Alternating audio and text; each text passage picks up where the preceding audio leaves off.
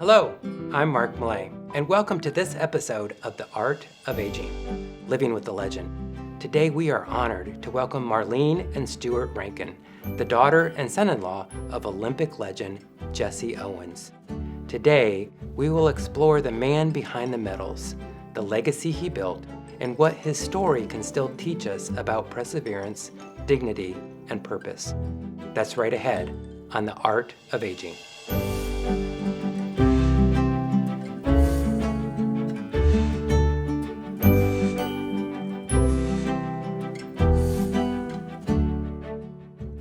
Welcome to the Art of Aging podcast, a program proudly produced here at Montgomery Place, where residents find a place to thrive at every stage of life.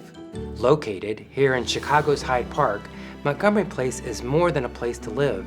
It's a vibrant community overlooking Lake Michigan, where independence, learning, and connection are all part of daily life. Each episode, we share stories that capture what it means to age with purpose, grace, and curiosity. Today's episode, Living with the Legend, is brought to you by our friends at OMTS, Trinity Rehab, Whipley, and Unidyne, all valued partners here at Montgomery Place.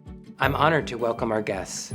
Marleen is the daughter of legendary Jesse Owens, whose triumph at the 1936 Berlin Olympics became a defining moment in history. Together, Marleen and her husband Stuart carry forward his remarkable story of resilience and inspiration. And we're thrilled to share that conversation with you today. Let's begin. The Art of Aging, Living with a Legend, is presented by OMTS, Trinity Rehab, Whipley, and Unidyne, in partnership with Montgomery Place. Well, welcome to today's episode of The Art of Aging. I am so excited for our audience today to meet my guests. Today we have with us Mr. and Mrs. Stuart Rankin. And I'm so thrilled to have both of you joining us today. So thank you so much for joining us. And our episode is entitled Living with the Legend. And we're going to get to that legend in just a moment. But let's talk about the two of you first. So how did you two guys meet? You want to tell the story? Yeah, we met at Ohio State. I came from Massachusetts and ended up in Ohio. My sister went there. Marleen and I were freshmen in 1957. 1957. And we've been together ever since. Marleen, did you grow up in Ohio then, or how did you get to Ohio State? I was born in Ohio. I was born in Cleveland. Okay. And Ohio State is the family school. Okay. My father went there. My sister went there. I was expected to go there. Okay. So it was, you didn't shop for colleges in those days. Yeah. Well, you knew that you went to grade school, you went to high school, and you went to Ohio State. Very good. So that's how I got there. And you had a special honor at Ohio State. Yes, yeah, I did. In 1960, which was the beginning of the Civil Rights Movement, I was the first black homecoming queen at Ohio State. It was national news. So I think the most interesting thing that you pointed out was that it was a universal vote. Every student on campus could vote, and there were ballot boxes in each building. And they didn't know who her father was. She was on her own until the press got a hold of it. And that was sort of after the fact. I mean, she was to be nominated. And like she said, it was civil rights time when there were a lot of negative things going on. And blacks only represented about 8% of the campus. So this was quite a statement by the kids at Ohio State. So Ohio, Massachusetts, how did you get to Chicago? the family, we moved a lot following my father's employment, and we ran in Cleveland, and then went to Columbus because he went back to Ohio State to finish his degree, which he didn't do. And and we left Columbus and moved to Detroit. But he did get an honorary doctorate. He did get an honorary doctorate, that's right. It was during the war, and so he worked at the Ford Motor Company in industrial relations and HR. HR today was personnel then. And so we lived in Detroit for quite a while, and then another opportunity opened up for him and moved to Chicago. And then we moved here in 1949. So this has become home because we've been here for so long. Yeah. Mm-hmm. So Stuart, let's talk about your childhood a little bit. What is your earliest childhood memory? Probably playing in the water of a little pool for kids, toddlers, and this was in Springfield. But we moved in with my grandmother in Amherst. That's where I grew up. And we moved to Cincinnati, and I went to high school there. And then my sister went to Ohio State. She was an A student, and I got through high school on her back. Okay. But long story short, the way I got to Chicago was we had planned to get married, and we were engaged by the time we were seniors. And I had to go in the Army for a while, and I didn't want to go back to Columbus or Cincinnati. And of course, she wanted to stay in Chicago, so that's where where I ended up. So I've been here since I got out of the Army, and I taught school here for about 4 or 5 years before I got into the advertising business at Leo Burnett Company. And then I had a career in marketing until I was probably in my 70s. Congratulations. Yeah. So Marleen, you mentioned your father a couple times. Mm-hmm. So your father, Jesse Owens. Yes. Mm-hmm. So what was it like as a child growing up with your dad, the legend that he is? It was interesting.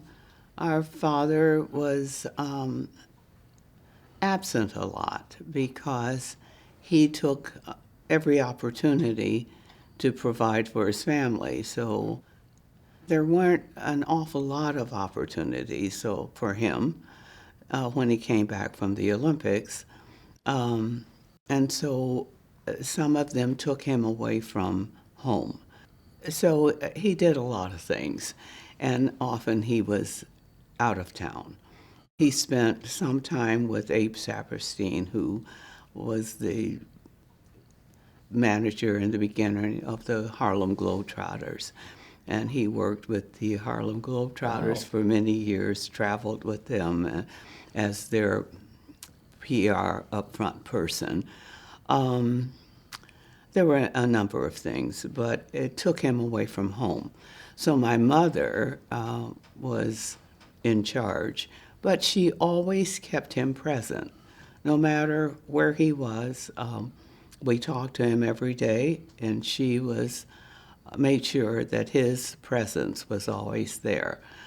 It wasn't until we moved to Chicago that it became much more of a permanent thing that we would see him more often. So growing up, we had no idea he was famous.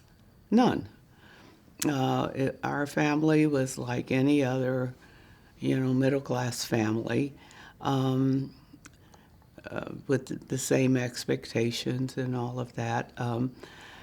It wasn't until we were early teens, preteens, that we learned that our father was somebody that everybody knew and knew something about. And so it's then that we realized that there was something special. But it's also very difficult because becoming your own person can be very difficult because you're measured against this impossible, person. And people tend to expect that they know who you are before they know you. And so it's sort of breaking down preconceived notions before people really get to know you and know who you really are. Yeah. So it can be very difficult. So did you ever get to see him compete or run, or those days were? No. Way long. I wasn't born until, after his Olympic triumphs. And then, his amateur status was taken away by Avery Brundage, who was angry because he decided he did not want to continue the European tour after the 36 Olympics. He was tired, he was losing weight rapidly, and he wanted to go home. And they said no. And he said yes, and he left. And so he was robbed of his amateur status, so he could not perform as an amateur athlete anymore. And it was just as well It because was. the Olympics were canceled because of World War II. Yeah. Mm-hmm. Yeah. So he never, just imagine he would not have had the opportunity But I if think, he hadn't taken it in 36. yeah, I think the interesting thing, though, was Eisenhower is the one who put him on the map as his personal representative to the Olympics in Melbourne, Australia. And from there, he gained a lot of contacts and a reputation as a representative of the president. And so when he came back, he had a lot of speaking engagements, and that's where he really put his hat as a motivational speaker and just generally being Jesse Owens and speaking at a lot of insurance companies in particular. And he was very successful at that. And he had a small marketing firm that I worked with him on, and he did quite well. And I'd say from his mid to late 30s until he died at a very young age, 66 years old. Mm-hmm. So he was, he and I were very close. Mm-hmm. I don't want to interrupt your conversation with her, but he and I traveled a lot together, and he introduced me to golf. I was his caddy for a while until one day they wouldn't accept caddies, and the guy pro gave me a lesson. I was hooked. He wouldn't let me or my brother-in-law play with him because we weren't good enough. It took us about 15 to 20 years to get good enough. Then he would accept us as a player. And he was a lot of fun. He was a very happy person. Never a bad word about anybody. He would just say, well, I don't know much about that guy. Even though who was asking him a question knew something was there. Sure. But he was kind of give you the shirt off his back. So Marleen, as a young woman, how did his legacy shape your own outlook on life? being the best that you could be at whatever it is you decide to do. He didn't dictate to us what we had to do or any of that, but whatever you decided, be the best at that. And so I have tried to do that. I have followed my ambition to work with people because I found that that was my strength and my passion. So when I decided to go to graduate school at the University of Chicago, my father was quite pleased, and paid for my graduate school. So he just encouraged us to do the best that we could at whatever we did. Yeah, so Stuart, through marriage, you got to know Jesse not only as an icon, but also as family. So how did he influence you personally and professionally? Pretty much the same way, to do the best you could and make good decisions, work with good people, leave bad people alone, identify people who are trying to take advantage of you in business. And he was a Victorian man. When we talked about getting married, I was here for Christmas, and her mother told me, "You're going to have to come and ask for her hand from her father." And I said, "Oh boy." So we met in the living room, and she and her mother left, and he said, "So you want to marry my daughter?" And I said, "Yeah." He said, "Well, if you think I have any money, I don't. And what I have, I'm going to spend." And I just busted out laughing. And I said, "No, that's not why I'm here." And he says, "I know that." And from then on, we just talked about, we didn't talk about the wedding or anything like that. We just had a nice conversation. And then from then on, we were not buddies, but he was my surrogate father. Family. Yeah. Do you remember the first time you met him? What was that like? The first time was at Ohio State. Okay. Because he used to come there quite often to speak for different things in Columbus or at the university. And he would take us to dinner. And that was before we even thought about getting married. I was impressed with how friendly he was and how giving he was in terms of just, he helped me get through school. Yeah. He had a scholarship at Ohio State. He knew I had difficulty financially, and he saw to it that I got a scholarship. So it was, I guess he said, "Well, if at some point, if you're going to marry my daughter, I want you to get through school." So he encouraged me to not get married before we left school because we talked about doing it. And then, of course, I went into the Army, and after that, I came here. But yeah, so I knew him quite well before we got married. So I'm sure there are many things, but if you could only share one thing from your father's accomplishments or father-in-law's accomplishments that you would pass on to someone else, what would that one thing be? What kind of advice might he give a young athlete or, just a young business person? What just to think about, again, the time in which, he grew up and what he went through the Olympics, and then also to be a successful businessman and a wonderful, loving father. Of all those, of all those accomplishments and things that he's taught others, what do you think if there was just one snippet of advice that he could give or that you would share that he's passed on to you? I would say to have a good marriage and be a good family person. When I say good family person, I mean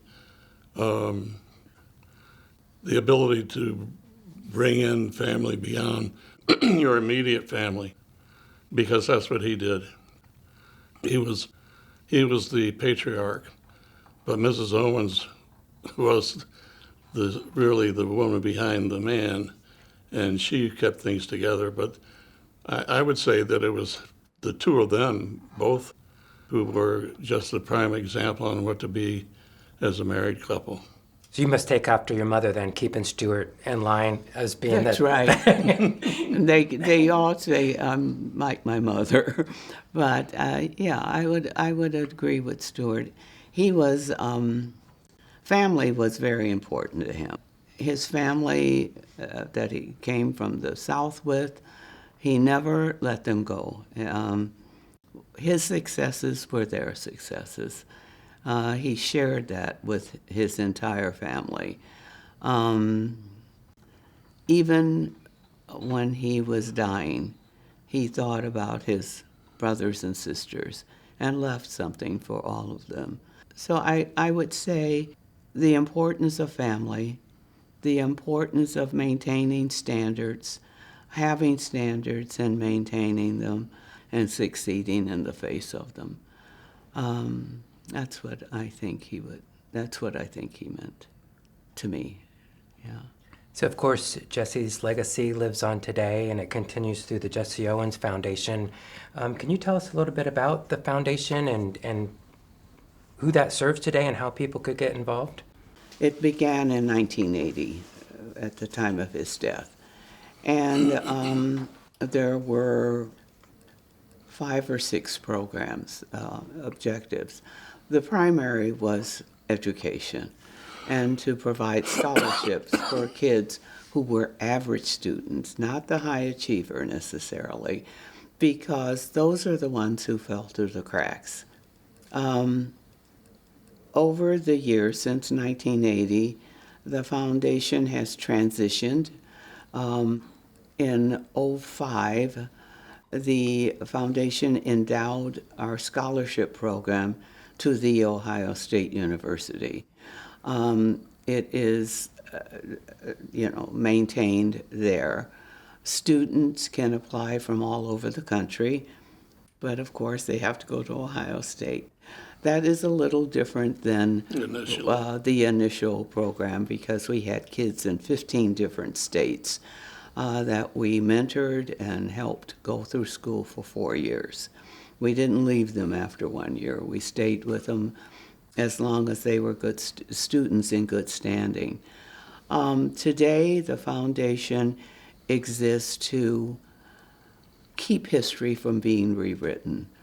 And by that I mean we're an information source on the life and legacy of Jesse Owens. So much can be written and so much can be incorrect. We are there to be sure that what is shared with the public is correct. So that's what the foundation does now. And then the Jesse Owens Museum and Park in Oakville, Alabama, which always needs support because it is a not-for-profit.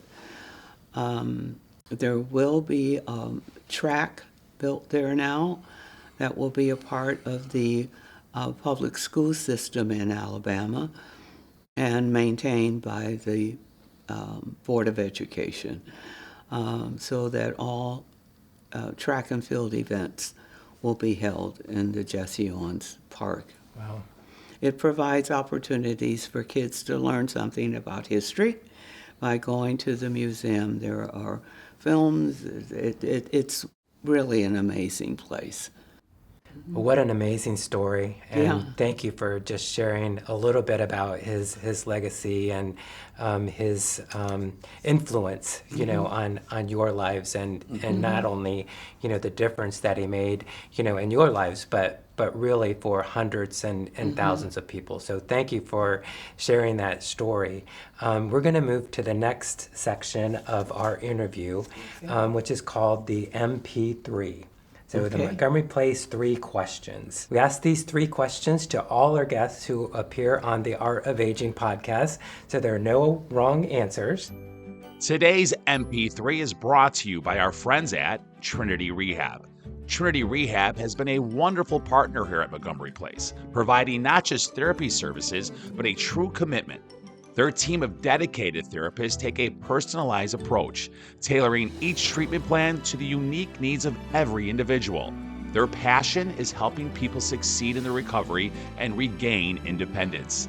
That culture of excellence starts at the top with their leadership led by COO Nick Hicks and extends throughout their entire team. At Montgomery Place, we are grateful to have Trinity Rehab alongside us in our place of wellness. For more information about Trinity Rehab and Quality Partners Consulting, go to montgomeryplace.org and click on our Community Partners page. We'll put Stuart on the hot seat. We'll start with him first, okay? Great. So, Stuart, if you could go back and give your 20-year-old self one piece of advice, what would you tell yourself? Prepare for old age. Okay. In what way specifically, or do you have just a? Monetarily, physically, mentally. Just be prepared for it because it comes on you when you're surprised. Sure. Marleen, what advice would you give your 20-year-old self?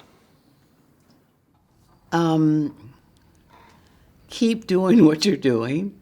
Take life as it comes, one day at a time, and manage each day as best you can without compromising your standards of who you are. Very good. Very good. Question number 2. What lesson took you a lifetime to learn? That's a tough one.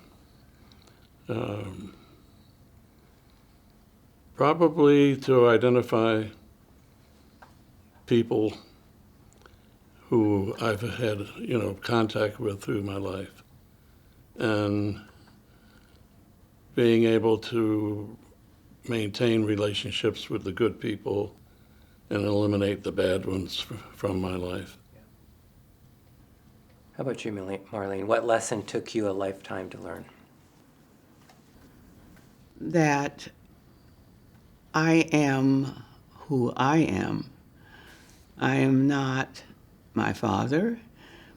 I am not, and I no longer expect people to, I guess I've grown, and that who I am is enough. Absolutely. And our last question. What brings you the most joy in your life today?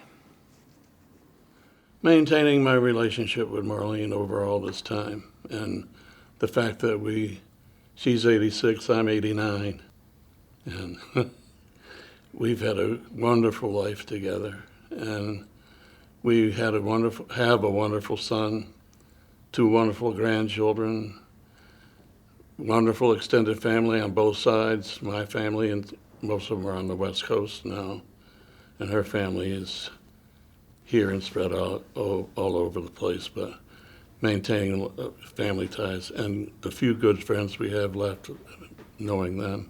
Yeah. Marleen, what brings you the most joy in your life today? Waking up and feeling okay. It's very, good health is very fragile. And being able to have good health and to live each day to the fullest as the best that you can is really a privilege. And so that gives me great pleasure to wake up in the morning and say, this works and that works, or it doesn't, but it will. And to, spend my time with Stuart and enjoy what life we have left. Well, thank you both for being on today. I really do appreciate your time, but more importantly, I appreciate who you are. And, I've noticed you, around the community here at Montgomery Place, and I see how you look out for one another. And I know it's a bigger job for you, Marleen, to keep Stuart in line. But I see how you care for each other and love one another, and it's really a great example of just, again, your compassion for one another and your love and just who you are. So I really appreciate that and notice about that, you as a couple, about Thank that. you. So, Thank you. Thank you. So we do have a couple parting gifts for you for joining us today. We've got a wonderful Montgomery Place coffee mug and a very, very stylish Art of Aging jacket to keep you warm as you're out and about. Thank you. And That's here great. you go, Marleen. The Art of Aging. Yes. Oh, gosh. Today's MP3 gift is brought to you by Remedy Pharmacy and Life Care at Home. Wow, what an inspiring conversation. My thanks to Marleen and Stuart Rankin for sharing their memories, insights, and reflections with us today. Their words remind us that Jesse Owens' story is not only about medals and records, but about character, perseverance, and the power of legacy. The Jesse Owens Foundation continues that legacy, helping young people pursue opportunities and equality through education and mentorship. As a special thanks to our sponsors, OMTS, Trinity Rehab, Whipley, and Unidyne, for making today's episode possible. This has been The Art of Aging, produced here at Montgomery Place, where residents thrive at every stage of life. Until next time, keep living fully, keep aging artfully, and keep carrying those stories that matter the most. I'm Mark Millay. Thanks for watching and for listening. We'll see you next time on The Art of Aging. The Art of Aging podcast is brought to you by Montgomery Place and Life Care at Home, where community, wellness, and legacy come together. At Montgomery Place, you too can find your place to shine. To learn more or watch past episodes, visit montgomeryplace.org or find the Art of Aging podcast on YouTube, Apple Podcast, Spotify, and across your favorite podcast platforms.